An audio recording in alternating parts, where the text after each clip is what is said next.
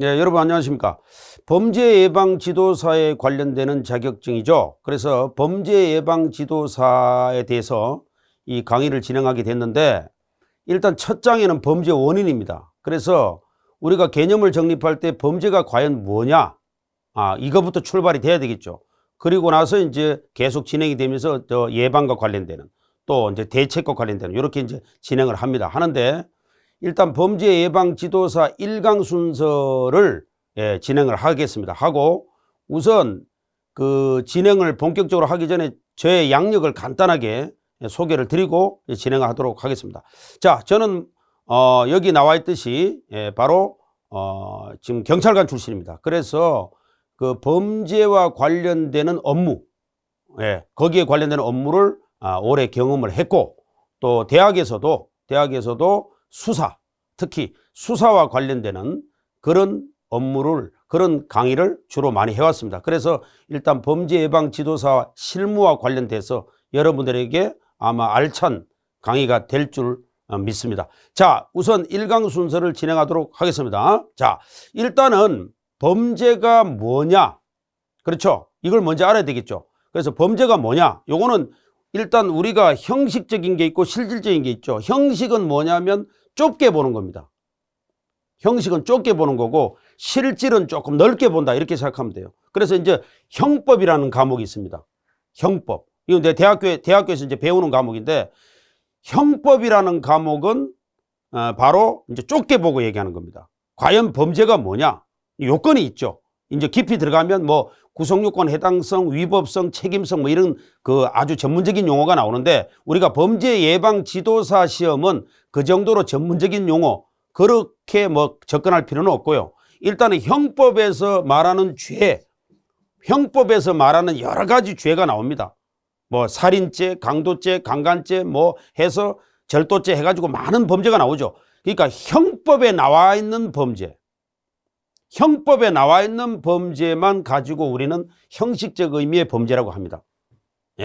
다만 실질적인 뭐냐면 이제 형법을 떠나서 떠났다기보다도 형법보다 더 넓게 본 거죠. 그래서 반사회적 행위 일체를 봤다. 그러면 뭐 더 심하게 얘기하면 도덕까지 들어갈 수도 있다는 거죠. 그러니까 범죄는 아니지만 욕먹는 행위. 저건 나쁘다. 이렇게 욕먹는 행위까지 넓게 볼 수도 있다는 거죠. 그런 걸 우리는 실질적 의미의 범죄라고 합니다. 보통 우리가 범죄의 개념, 범죄가 뭐냐 했을 때는 보통 형식적 의미의 범죄라고 봅니다. 보통. 그 다음에 이제 자연적 의미. 자연적 의미는 자연범위 있고 법정범위인데, 요것도 이제 넓게 봤느냐 좁게 봤느냐 요 개념이에요. 그래서 자연범은 보통 이제 형법에서 보는 범죄라고 보시면 됩니다. 보통. 이제 표현을 달리 했다 뿐이죠. 본질은 똑같은데 표현을 달리 했다 뿐이에요. 그래서 법정범은 뭐냐면 이제 국가가, 그러니까 이제 다시 말씀드리면 국가가 범죄로 규정한 범죄, 요것을 우리는 바로 형식적이라고 보시면 되고, 시간과 문화를 초월해 가지고 넓게 본 게 요게 이제 실질적이다. 요렇게 접근해도 됩니다. 상관없습니다. 그래서 일단 본질을 어떻게 표현을 달리 했느냐, 요 차이입니다. 요 차이입니다. 그래서 요것만 좀 알아두세요. 요거. 형식점이 범죄란 형법에 위반되는 행위다. 이렇게 보시면 되겠습니다. 좁게 본 겁니다. 좁게 본 겁니다. 그래서 여기서도 좁게 본 게 뭐냐면 요겁니다. 요거. 법정범이라는 거. 법에 정해진 범죄다 이 말이에요. 법에 정해진 범죄다. 그래서 바로 국가가 범죄로 규정한 범죄다. 자, 그 다음에 이제 상대성, 범죄는 역사적 문화적 환경에 따라 다른 모습을 하겠는데, 요거는 이제 사이크스라는 학자가 이렇게 말했습니다. 참고로 아시면 됩니다. 이거는 참고로. 그래서 바로 역사적 문화적 환경에 따라 다른 모습을 하게 된다. 그러니까 뭐 요 소개는 이제 시대적으로도 다르다 이렇게 볼 수 있죠. 시대적으로도 뭐 예를 들어서 뭐 고대, 근대, 뭐 현대 다 오면서 범죄가 됐던 게 지금은 안 되는 경우도 있고, 범죄가 옛날에 안 됐던 게 지금 되는 경우도 있고 많겠죠. 또 북한하고 우리나라하고 뭐 시대별, 국가별 다 다르겠죠. 북한에서는 범죄가 되는 게 우리나라는 안 되는 경우도 있고, 북한에서 범죄가 안 되는 게 우리가 되는 게 있고, 이런 게 있겠죠. 그래서 뭐 과거에 범죄가 됐던 게 지금은 안 되는 게 있고, 뭐 이렇게 해가지고 시대별로 다 다르다. 국가별로도 다 다르다. 그 얘기입니다. 범죄 예방의 대상, 형식적인 범죄뿐 실제적인 범죄도 다 포함된다. 그래서 우리가 대상을, 요건 중요한데요. 대상으로 보면은 형식적 의미의 범죄와 실질적인 범죄도 다 포함한다. 넓게 보고 있다. 넓게 보고 있다. 그래서 여기서 나왔던 얘기죠. 그래서 넓게 보고 있다. 우리가 범죄 예방의 대상은 형법에서 범죄라고 하는 그 범죄만 가지고 얘기하는 게 아니고 욕먹을 짓을 한 범죄까지 다 들어가는 거죠. 넓게 보고 얘기하는 거다.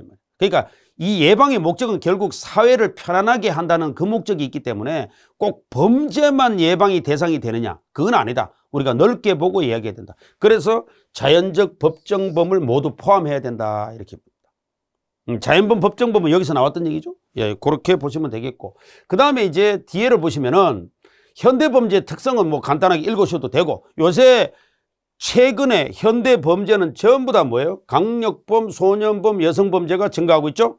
뭐 집단화, 패싸움 등등 해서 범죄가 그만큼 빨라지고 있고, 차량을 이용한다든지, 그 다음에 소년범죄 어려지고 있고, 그 다음에 이제 강력범이라는 말을 알아두십시오. 강력범은 뭐냐면 그 경찰에서 보는 4대 강력범죄, 경찰에서 보는 4대 강력범죄가 있습니다.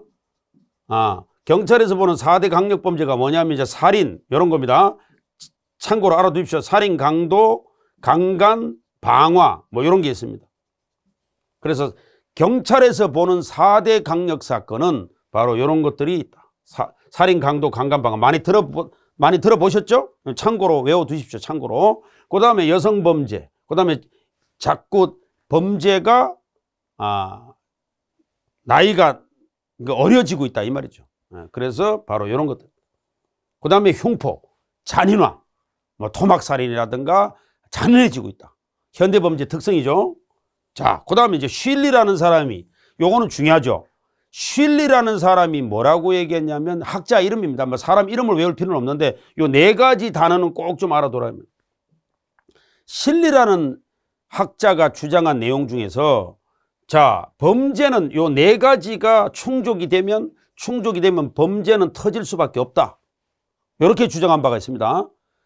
범죄는 요 네 가지가 충족이 되면 범죄는 터질 수밖에 없다 라고 주장했습니다.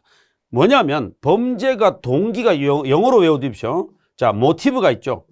동기가 있고, 그 다음에 프리덤, 이 자유가 있고, 그 다음에 이제 기술이란 말은 이제 스킬, 그 다음에 테크닉이라고 할 수 있죠. 그 다음에 기회가 이제 찬스, 뭐 이런 게 있겠죠.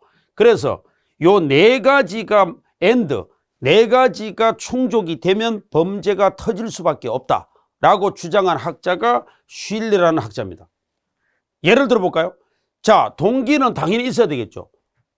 범죄의 동기, 물론 묻지마 살인 같은 것도 있습니다. 근데 이거는 일반적으로 얘기하는 거죠. 예, 그래서 동기 없는 범죄도 있어요. 있는데 우발적인 거, 뭐 충동적인 거 있는데 보통 이거는 일반적인 기준을 얘기하는 겁니다. 그래서 요 속에는 이제 캐리어 이런 게 들어갑니까? 안 들어갑니까? 요거는 X죠? 캐리어가 안 들어갑니다. 예, 캐리어가 안 들어간다. 그래서 경력이라는 건 안 들어갑니다. 여기 경력이라는 게 안 들어갑니다. 예, 그래서 요 네 가지. 자, 동기, 자유, 기술, 기회. 됐죠? 예를 들어서 소매치기가 범죄를 하는데 동기가 있겠죠? 돈이겠죠. 그 다음에 안 잡히면 되는 거지 뭐 이런 심리적인 자유가 있겠죠. 그 다음에 기술. 자, 이제 돈을 꺼내는 기술까지 있다. 그러면 더 범죄를 하려고 하겠죠. 그 다음에 이제 기회. 그렇죠? 뭐 돈 가진 사람이 가방을 거꾸로 맸다든지 뭐 좀 예를 들어서 그렇죠. 딱 조금 감시가 소홀하다든지 요런 게 있으면 범죄를 하겠죠. 그래서 요 네 가지는 좀 기억을 해 주셔야 된다. 요 네 가지. 그래서 범죄 요소 네 가지입니다. 자, 요거는 한번 꼭 보시고, 자, 그다음을 봅시다. 범죄 세 가지 요소는 뭐냐면, 요거는 이제 아까는 쉴리 얘기는 사람을 기준으로서 얘기한 거예요. 범죄자를 기준으로 해서 얘기한 거고, 요거는 이제 일반적인 기준으로 얘기하는 겁니다. 뭐라고요? 일반적인 기준. 그러니까 범죄자를 기준으로 얘기한 게 아니고 일반적인 기준으로 얘기한 거예요. 이건 무슨 말이냐면 요거는 그 사람을 중심으로 얘기한 게 아니에요. 범죄가 터지려면 요 세 가지가 요것도 엔드 개념이죠. 예, 만족이 되면 범죄를 하더라. 예를 들어서 적절한 피해 대상이 있고, 맞죠? 당연히죠. 대상이 있을 거 아닙니까? 그 다음에 두 번째, 지키는 사람이 없다. 세 번째, 동기가 부여된 잠재적인 범죄자. 이 잠재적인 범죄라는 말은 현재 범죄를 하고 있다 이 말이 아니고 항상 시한폭탄 같은 범죄를 할 가능성이 많은 사람. 그래서 요 세 가지를 기준으로 얘기하면 바로 범죄의 세 가지 요소다. 이거는 누가 주장한 게 아닙니다. 실리 이론처럼 누가 주장한 게 아니고 일반적인 범죄의 3요소입니다. 참고로 이것도 객관식 시험으로 나올 가능성이 많죠. 이렇게 세 가지 내기 좋잖아요. 사지선다이니까. 그래서 요렇게. 그렇죠. 자, 그 다음에 이제 리스크는 위험이죠. 범죄 피해를 당했을 때 범죄 피해를 당할 위험. 예. 범죄 피해를 당할 위험이 있는 요소. 비바 모델 네 가지가 있는데, 그렇죠. 가치. 요것도 뭐 사람을 기준해서 구분한 건 아니고 피해입니다. 피해. 범죄 피해를 당할 가능성이 많은 모델들이 있다. 그렇죠. 예를 들어서 가치가 있다든지. 예를 들어서 집이 대저택이다. 굉장히 부유한 집으로 보인다. 맞죠? 뭐 대상이 가치가 있어야지 범죄를 터질 거 아닙니까? 그러면 가시성, 범행의 가시성. 그 다음에, 요거는 용이성이라고 말할 수 있습니다. 이동의 용이성. 그 다음에 범행의 용이성이라고 말할 수 있죠. 그 다음에 접근성, 접근하기가 좋아야 되고. 그렇죠. 요 네 가지가 갖춰지면 범죄 피해 리스크는 그만큼 위험이 커진다 이 말입니다. 맞죠? 가난한 집보다는 부유한 집이 털릴 가능성이 많을 거 아닙니까? 당연히. 그래서 요런 네 가지가 충족이 되면 리스크는 그만큼 커진다. 그 얘기죠. 접근성까지 좋다. 그러면 범죄가 더 터질 가능성이 많은 거죠. 예를 들어서 경비원이 많이 지키고 있다. 그러면 못 들어가겠죠. 근데 경비원도 감시가 좀 덜하고 그러면 접근성이 좋다는 거 아닙니까? 뭐 요런 거를 가지고 얘기하면 됩니다. 그래서 요런 거, 요거는 참고로 보시고 여기서 제일 중요하다면 뭐 요런 거, 범죄 세 가지 요소하고 실리 요런 것들은 좀 체크를 하시고. 자, 그 다음에 자, 고전주의와 실정주의 참 중요한 이론인데 이 용어는 계속 지금 등장합니다. 범죄 원인에서. 이게 굉장히 중요한 요소죠. 이게 왜냐하면 범죄 원인의 하나의 뼈대입니다. 이게 범죄 원인이 왜 일어나느냐, 역사적인 고찰이 돼야 돼요. 그래서 이게 이제 역사적인 고찰이라고 말할 수 있습니다. 역사적. 그래서 고전주의와 실정주의가 있습니다. 요걸 우리는 구파라 그러고요. 요걸 구파라 그러고 요걸 심파라 그럽니다. 구파 심파. 그래서 여기는 이제 결정 비결정론이고 요거는 결정론이죠. 비결정론 결정론. 요거는 뭐냐면 결정이 된 게 아니고 요거는 결정이 됐다 이 말이야. 무슨 말이냐면 사람이 태어날 때 이 사람은 범죄자로 결정이 됐다 이 말이야. 그게 뭐예요? 그게 바로 유전적이나 이런 게 있다는 거죠. 그래서 유전적이나 이런 게 바로 있다는 거죠. 소질, 환경. 여기서 환경은 개인 환경을 말합니까? 사회 환경을 말합니까? 요거는 가정 환경을 말합니다. 그래서 지금 그 네 가지를 구분하면, 자, 이게 역사가 고대 중세가 있습니다. 그래서 요거는 이제 근대 이전이라 그럽니다. 근대 이전. 그 다음에 근대가 있고요. 그 다음에 현대가 있습니다. 요렇게 흘러왔습니다. 근대는, 자, 고대 중세가 있고 근대가 있고 현대가 있죠. 여기서 이제 구파와 심파가 나눠집니다. 요렇게. 그래서 요걸 우리는 구파라 그러고요. 요거를 심파라 그럽니다. 그래서 고대 중세는 범죄 원인을 연구한 적이 없습니다. 고대 중세는요, 범죄 원인을 연구한 적이 없어요. 그냥 사람을 죽인 자는 바로 죽인다. 그냥 응보와 복수밖에 없었지. 그런데 근대에 와서 범죄 원인을 이렇게 학자별로 이렇게 구분을 했습니다. 그래서 요거를 구파고 요거는 심파인데, 이쪽에서는 일반 예방주의, 즉 의지죠. 요걸 차라리 이해를 시키려면 whoever라고 생각하면 됩니다. whoever. whoever가 무슨 말이에요? whoever. 영어로 whoever. 누구든지 이 말입니다. 누구든지 의지가 약하면 범죄를 한다 이 말이야.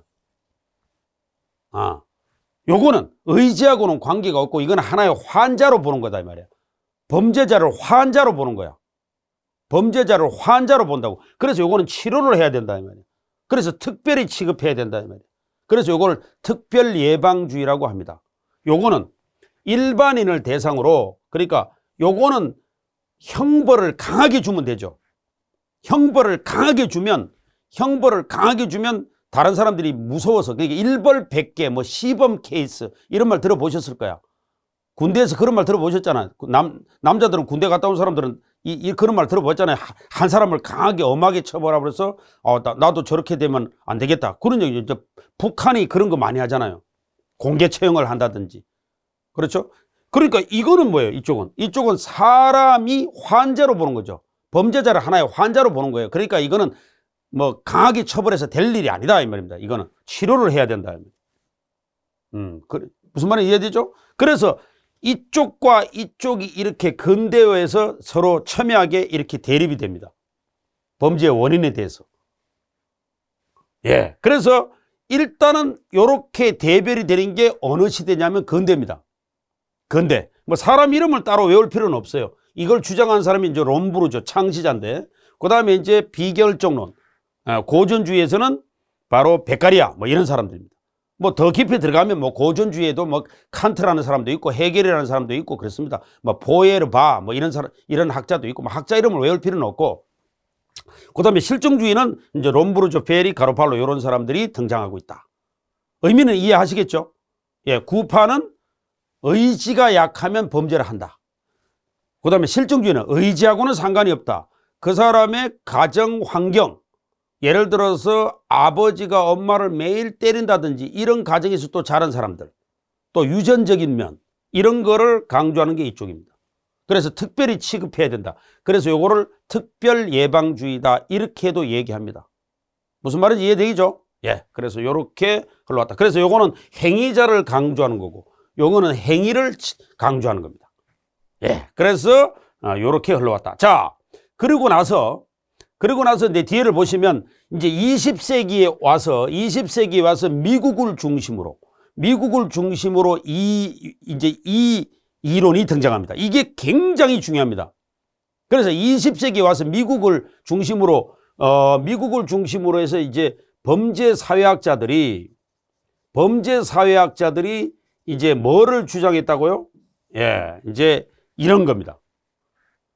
이제 의지도 아니고 그렇다고 해서 무슨 개인 환경 그게 아니고 그거보다는 전면적으로 부정했다기보다는 그거보다는 바로 사회 환경의 원인이 있다 이렇게.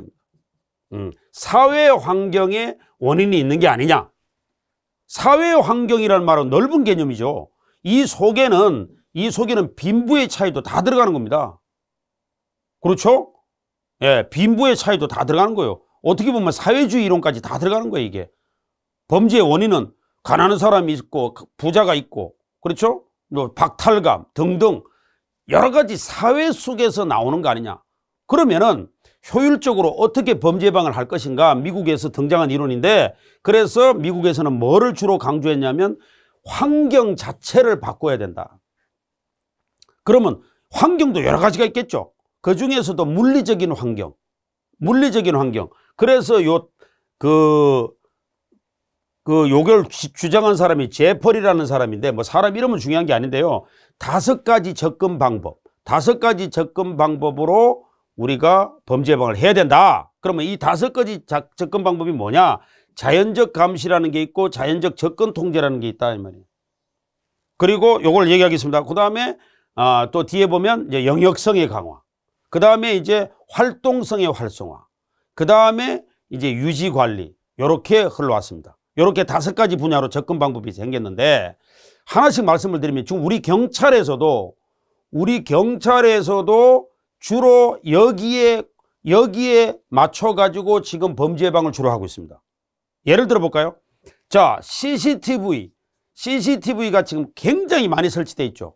우리나라에. 뭐 거의 뭐 돌아다니면 거의 뭐 웬만한 데는 다 CCTV가 설치되어 있죠. 자, CCTV를 한번 봅시다. CCTV가 어디 있냐면 여기 있죠. 네. 그래서 CCTV는 감시 역할을 하는 거죠.